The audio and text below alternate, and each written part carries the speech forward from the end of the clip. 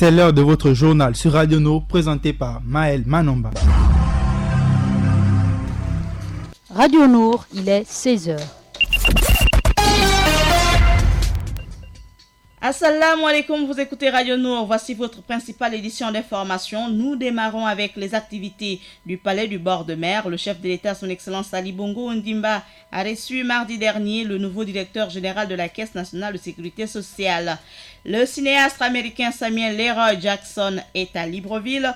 Nous reviendrons dans cette édition d'information sur les raisons de sa visite en terre gabonaise.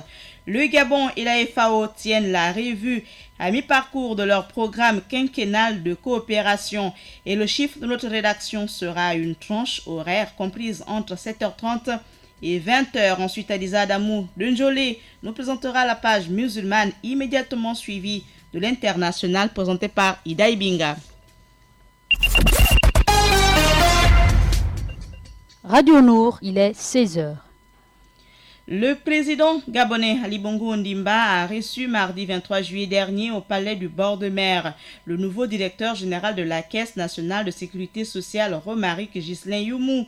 L'audience s'est déroulée en présence du Premier ministre Julien Kouré-Békalé et du ministre de l'économie, des finances et des solidarités nationales Roger Oyounoumba, du directeur de cabinet du chef de l'État Prislacruche Alianga et du secrétaire général de la présidence de la République Jean-Yves Thiel. Je vous propose d'écouter au sortir de l'audience Romaric Ghislain Youmou, le nouveau directeur général de la CNSS.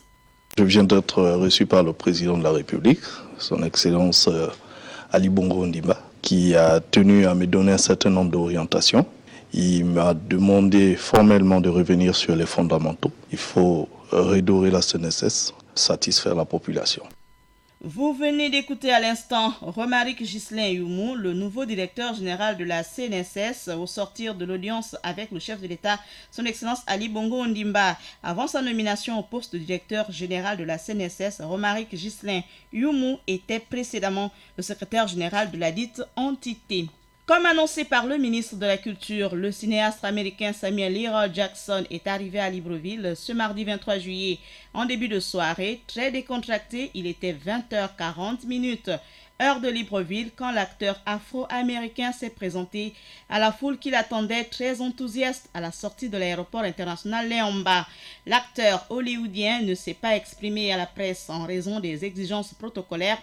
Il a quand même pris le temps de saluer la foule qui a effectué le déplacement pour lui réserver un accueil chaleureux. Au programme de ce séjour en terre gabonaise, le tournage d'un épisode du film documentaire Origine qui retrace le commerce transatlantique des esclaves.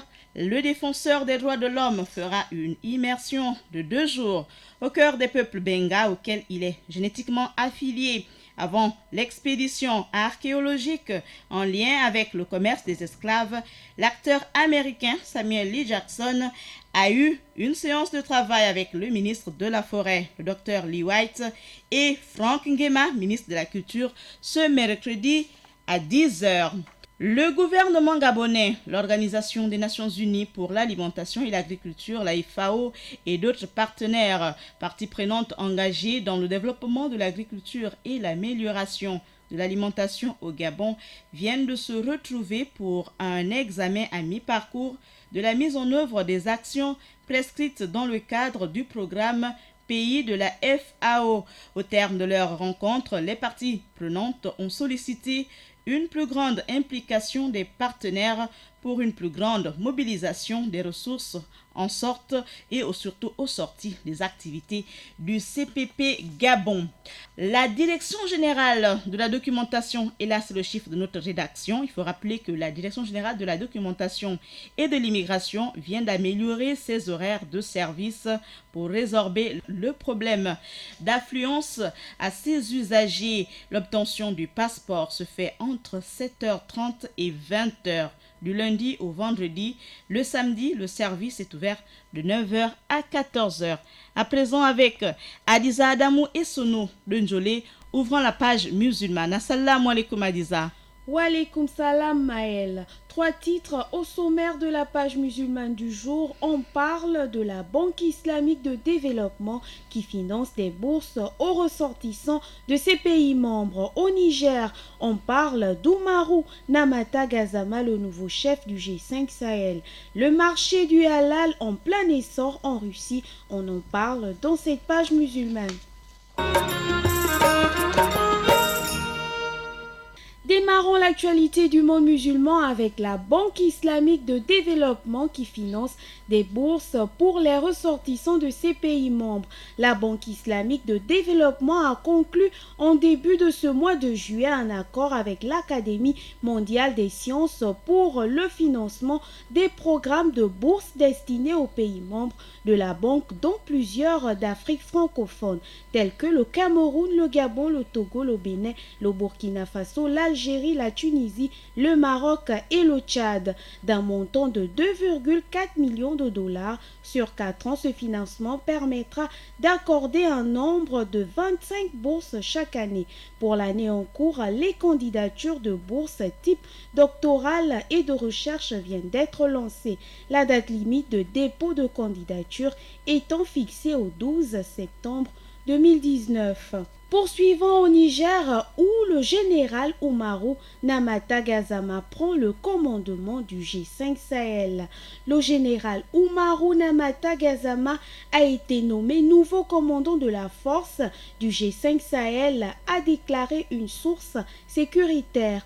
Oumarou Namata Gazama a été promu général de brigade en janvier 2017 avant d'être nommé chef d'état-major adjoint de l'armée de terre du Niger en janvier 2018.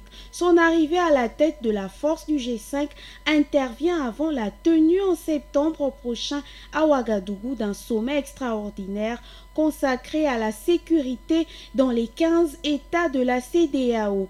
Le G5 Sahel, Maël, constitué par 5 États du Sahel, notamment la Mauritanie, le Mali, le Niger, le Burkina Faso et le Tchad, a réactivé en 2017 son projet de force conjointe initialement lancé en 2015 avec l'appui de la France. Les 5 États ont réclamé parallèlement les appels à la communauté internationale pour que les 420 millions d'euros de dons promis à la force soient versés. Soulignons Maël que le général Oumarou Namata succède au général mauritanien Aïdine Ould Sidi en poste depuis 2018. En clôture, l'actualité musulmane du jour en Russie qui se lance dans le commerce du halal pour redresser son économie.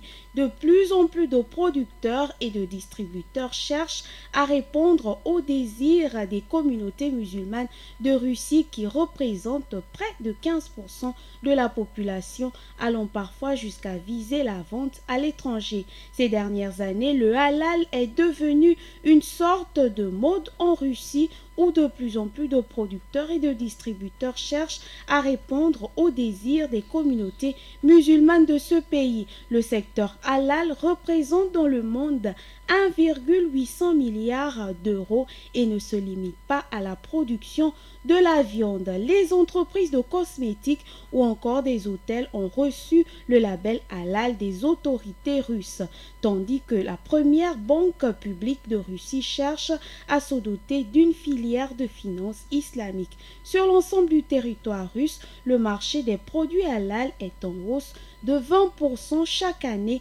d'après le Conseil des Muftis. Voici donc, chers auditeurs, que je vous ai présenté la page musulmane du jour. Je vous dis assalamu alaikum et à très bientôt, Inch'Allah. Nagode Adiza Adamou, c'est pour dire merci en langue Haoussa. Merci pour toutes ces informations liées au monde musulman. À présent, avec Ida Ibinga, faisons le tour du monde de l'actualité à l'international. Assalamu alaikum Ida. Wa alaikum salam Maël. Voici le sommaire de notre actualité internationale. L'ECO, la monnaie africaine qui remplacera le franc CFA, une victoire posthume pour Kadhafi. Ensuite, on parle de bonne gouvernance, mais également la canicule en France pour parler des mesures prises pour aider les personnes les plus fragiles. Enfin, les adieux de Theresa May, la valse des convois officiels au Royaume-Uni. Le développement des titres, c'est tout de suite. 70 ans après l'indépendance de l'Afrique, 15 pays de l'Afrique de l'Ouest sont convenus de l'instauration d'une monnaie commune dès 2020. En remplacement du franc CFA, la moitié d'entre eux, l'ECO, la nouvelle monnaie, remplacera les 8 monnaies en cours dans la région. Notons qu'elle apparaît comme une victoire posthume pour le colonel Mohamed Kadhafi, guide de la révolution libyenne qui préconisait une monnaie unique à l'Afrique comme terme ultime du processus de décolonisation. Retenons qu'avec la multiplication des opérations du troc entre la Russie et les pays du Moyen-Orient, le lancement de la bourse Shanghai pour le règlement en yuan, les transactions pétrolières, la suprématie absolue du dollar comme instrument de référence des échanges internationaux pourraient être comprises à terme. L'actualité, c'est également la bonne gouvernance. Mo Ibrahim commence alors sa seconde vie. Le voilà, le chantre de la bonne gouvernance en Afrique. Il crée une fondation, un index qui évalue les pays selon leur gouvernance et un prix devenu fameux, doté de 5 millions de dollars. Il distingue les anciens dirigeants les plus vertueux du continent. Mais rappelons tout de même que les candidats pouvant y prétendre sont peu nombreux. En 12 ans, la récompense n'a pu être décernée qu'à 5 reprises. L'actualité se poursuit avec la canicule en France, les mesures prises pour aider les personnes les plus fragiles. Les températures continuent de grimper en France où le niveau 3 du plan canicule a été activé. La plupart des régions concernées par ces températures étouffantes et les populations les plus vulnérables sont particulièrement exposées. Des mesures sont prises pour leur venir en aide. Localement, les initiatives se multiplient pour venir en aide aux populations les plus fragiles, comme dans le département de Seine, Saint-Denis, les régions parisiennes. Je propose d'écouter cet élément sonore. À Saint-Denis, en banlieue nord de Paris, la Maison des Seniors a mis en place une cellule d'appel. À l'étage, une dizaine d'agents de la ville se relaient pour appeler tous les jours près de 300 personnes inscrites sur leur liste. L'occasion pour Christelle Dubos, secrétaire d'État des Solidarités et de la Santé, d'aller visiter ce dispositif canicule. Quand vous les appelez, vous assurez de quoi? Qu'elles aient bien de l'eau, qu'elles soient bien au frais, qu'elles aillent bien? On s'assure effectivement qu'elles aient bien aéré le domicile assez tôt le matin, qu'elles aient assez d'eau et que du coup il y a un réseau familial ou amical assez proche pour pouvoir les contacter, les visiter en cas de malaise. Et s'il y a des particularités, on recense tous les éléments. S'assurer que tout va bien, c'est ce que fait en direct cet agent de la ville. Au bout du fil, elle prend des nouvelles d'une retraitée âgée de 83 ans en situation de handicap. Lorsqu'une personne ne répond pas à l'appel, une équipe se rend aussitôt sur place pour vérifier que tout va bien. Merci pour ce reportage au micro de Sylvie Kofi. En refermant notre actualité internationale au Royaume-Uni, les adieux de Theresa May, la valse des convois officiels. Ce mercredi est un jour de gloire pour Boris Johnson. Le nouveau chef du Parti conservateur britannique se rend à Buckingham Palace pour se voir confier par la reine la charge du Premier ministre. Ce sera ensuite la passation du pouvoir avec Theresa May qui a passé une dernière nuit au 10 Downing Street, soulignant tout de même que le nouveau chef du gouvernement britannique devra ensuite constituer son équipe pour mener à bien ce qu'il a promis, c'est-à-dire une sortie du Royaume-Uni de l'Union européenne pour le 30 octobre prochain avec ou sans accord. Merci Maël, merci fidèles auditeurs, c'est tout pour cette page internationale. Diboti, Idaibinga, Akiba, Apaturel Minsa, Shukran à tous nos pèlerins du côté de la Mecque en pèlerinage. Ce journal local vous était présenté par Maël Manomba de Mouabi. Bon confort d'écoute sur la Radio Nour, la passion du savoir. Assalamu alaikum. Radio Nour, il est 16h.